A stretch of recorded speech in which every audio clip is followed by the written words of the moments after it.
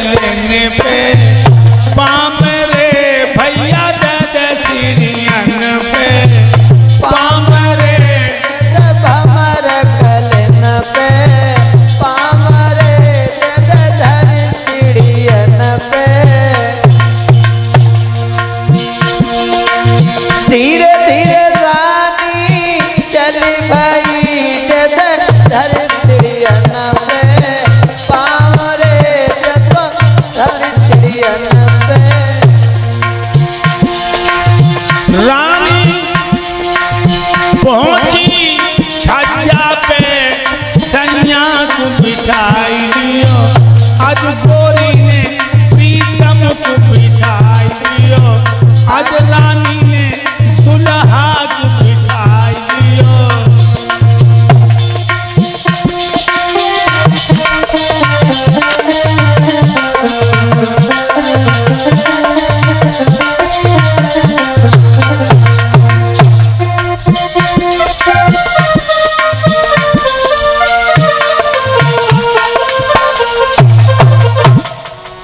छत पर गिरे गई अपने पति के पैर धोए एक रोटी जौ की रखी उस पर नमक धर के अपने स्वामी को दी अब रोटी भक्तों राजा ने कौर तोड़ के मुंह में दिया आंखों से आंसू निकल गए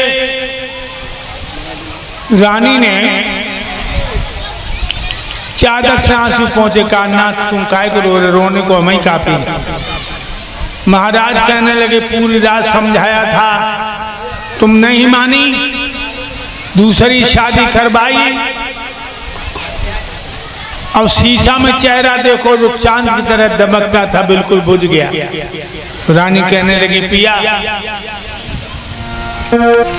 वो समय भोगिन बन के काटा और ये समय योगिन बन के काट रहे हैं पहले करीब थी अब दूरियां भी हैं आधार के नसीब में मजबूरियां भी हैं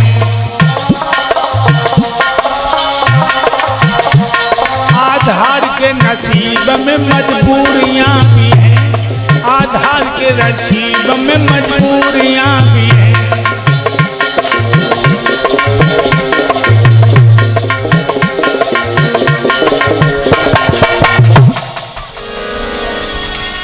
रोटी खाई रोटी खा के पानी पी करके लेट गए कटोला पर रानी धीरे धीरे अपने स्वामी के पैर दबाने लगी दोनों तरफ प्यार का समुंदर ऐसा उमड़ा महाराज महारानी को पता ही नहीं लगा घड़ियाल ने घंटा में सवेरे के 4 बजा दिए जब 4 बजे हैं तो रानी घड़ियाले पे खींचने लगी हाय आज कितनी जल्दी सवेरा हो गया यही रात काटे नहीं करती थी प्रेम मदबाती पिया सेज पर सुहाती नार बार बार प्रीतम को कंठ से लगा तू है जकी सूरत छटासी छाई थी घटासी नार सदियन की प्यासी मानो प्यास को बुझा तो है 1 बज के 2 बजे 3 जब बजन लगे 4 बजे रानी घड़ियाले पर झुदला तो है ओरे बजमारे आधार नेक मून धार ओ मोगरी न मारे मो गरीबनी की रात है अरे घड़ियाले घंटा में मोगरिया न मारे मेरी जैसी गरीबीन की रातें बहुत बड़ी हो जाए राजा कहने लगे प्रिय चलने दो दरवाजे तक पति छोड़ने आई महाराज चल दिए भक्त उसी रात में रानी सुनी थी गर्भवती होती है छोटी रानी के आंगन में आए दूसरी रात में रानी सोची गर्भवती होती है अब दोनों ही रानी गर्भिणी हैं फर्क है वो गरीबी और अमीरी का छोटी ने जब से गर्भाधारण किया जब से उसके पेट में बच्चा आया चारपाई नहीं छोड़ी बड़ी खेत का नाज बटोर के लाती है,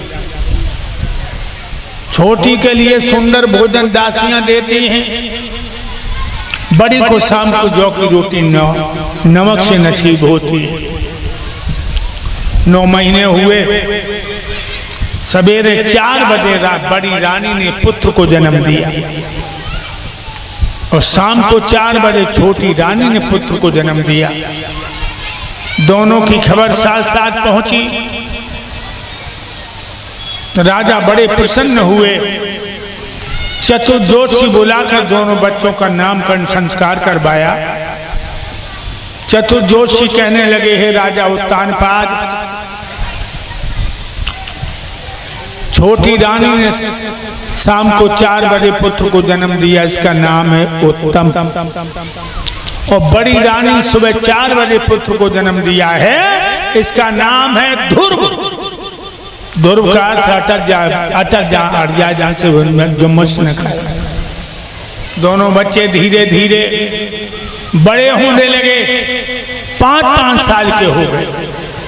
एक दिन दोनों बच्चे दरवाजे पर खेल रहे हैं।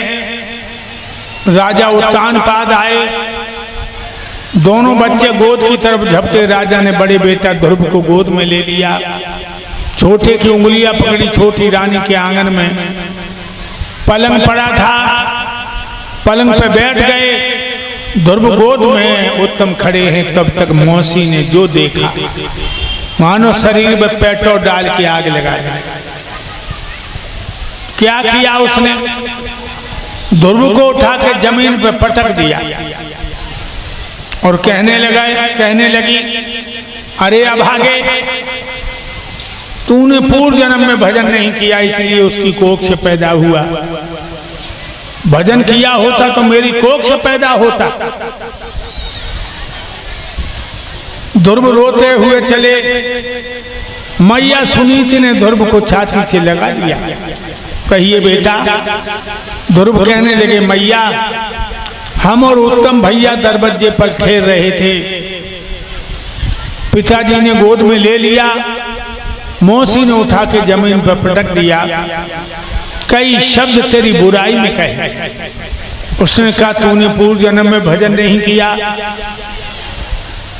मैया, मुझे मौसी का दुख नहीं है, दुख तो यह है कि पिताजी ने कुछ भी नहीं कहा। मैया सुनीति का कलेजा फट गया। हिम्मत बांध के बोली, बेटा, तुम्हारी मौसी ने सही तो कहा, हम तुम बड़े अभागे हैं जो भगवान को भूल के दुनिया में अनुरागे हैं। बेटा,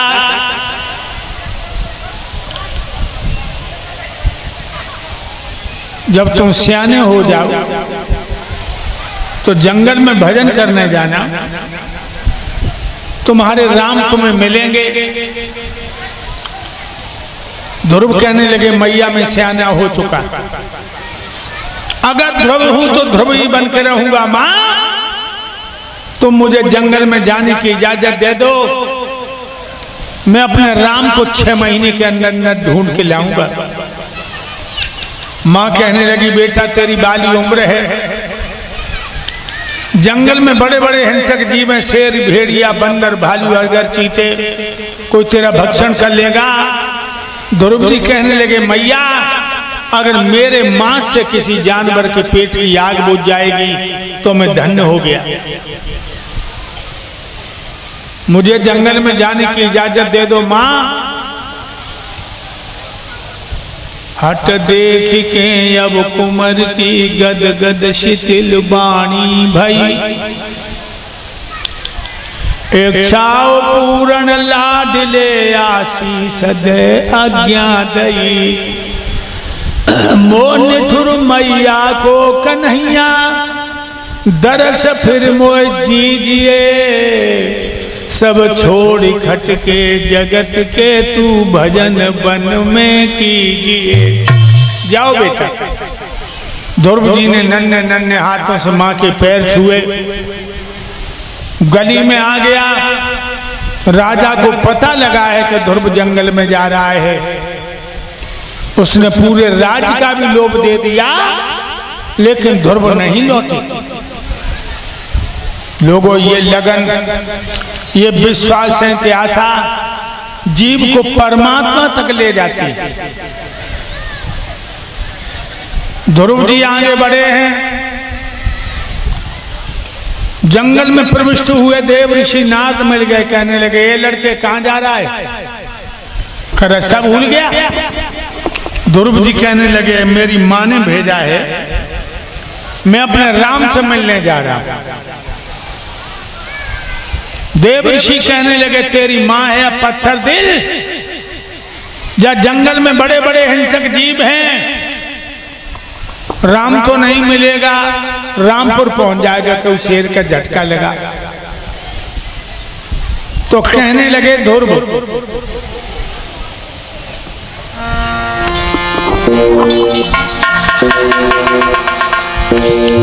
क्यों कांप रहा ओ संत पता थर थर है, जब प्रभु से मेरा प्यार तो किसका डर है, जब हर से मेरा प्यार।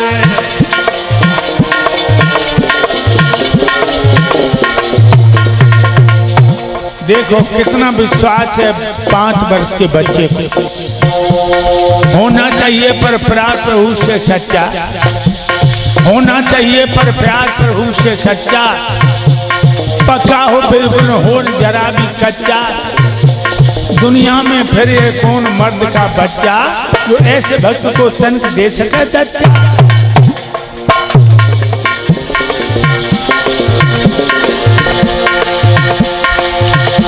प्रभु प्रेमी का मद धारण कुल कर सकती, प्रभु प्रेमी का तकरार न कुछ कर सकती।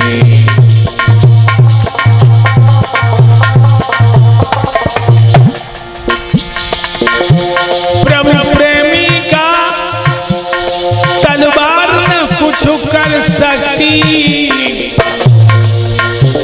प्रभु प्रेमी का सरकार न कुछ कर सकती।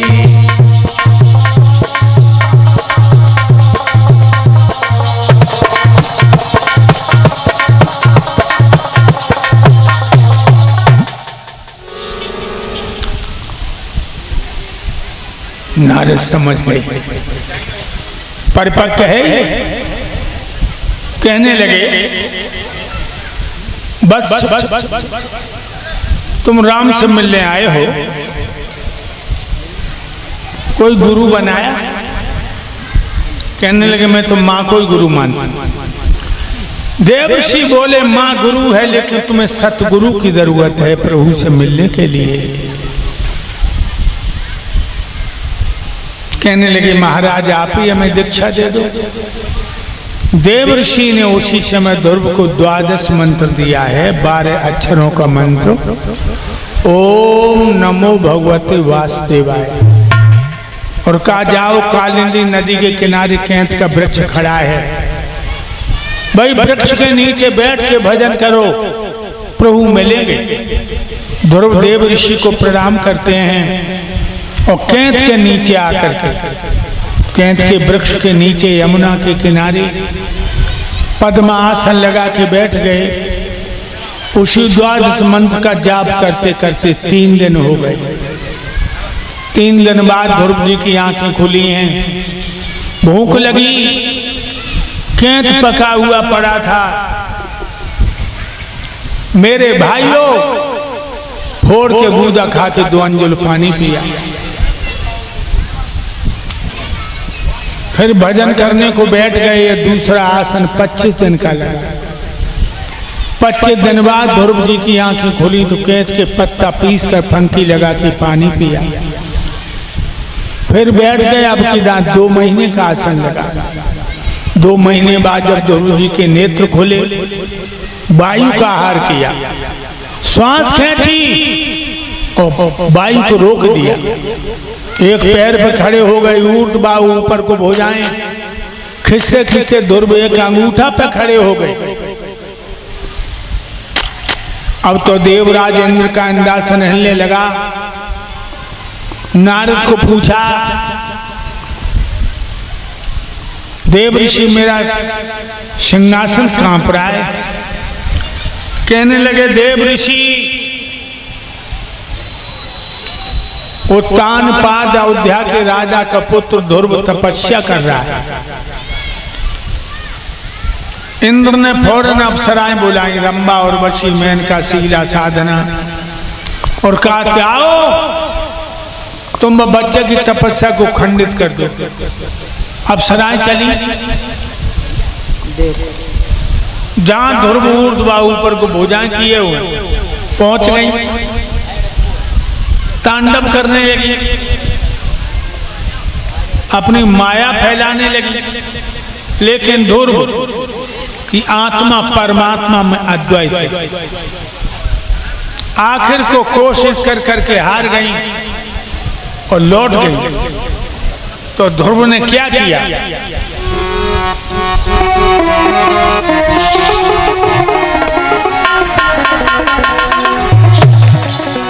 जब ध्रुव ने खींची प्राणवायु तो हवा रुकी तिर लोगों की, अरे हवा रुकी तिर लोगों की, कोहरा मचा ब्रह्मांड हिला।